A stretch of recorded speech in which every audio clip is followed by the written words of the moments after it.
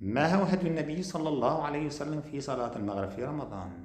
هل كان يأكل الشيء الخفيف ثم يصلي المغرب ثم يعود ليكمل، أم أنه يكمل الأكل ثم يخرج للصلاة؟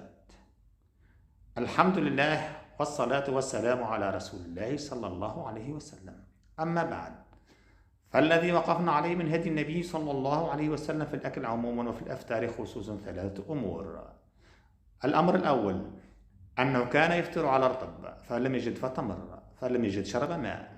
ودليل ذلك ما رواه أبو داود عن ثابت البناني أنه سمع أنس بن مالك يقول: كان رسول الله صلى الله عليه وسلم يفطر على رطبات قبل أن يصلي، فإن لم تكن رطبات فعلى تمرات، فإن لم تكن حسى حسوات من ماء. الأمر الثاني أنه كان يعجل الفطر فور غروب الشمس، كما يدل عليه قوله صلى الله عليه وسلم: لا يزال الناس بخير ما عجلوا الفطر.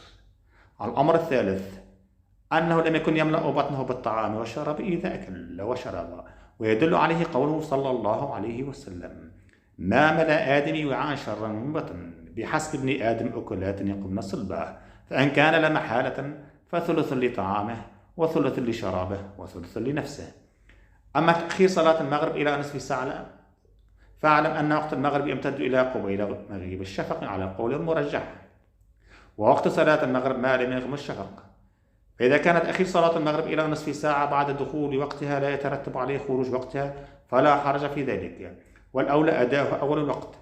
أما النهي عن الصلاة بحضرة الطعام فإنه لا يلزم من هذا القدر من التأخير، لأن الذي نهى عن الصلاة بحضرة الطعام صلى الله عليه وسلم هو الذي حث على الاقتصاد في الأكل وعدم ملء البطن.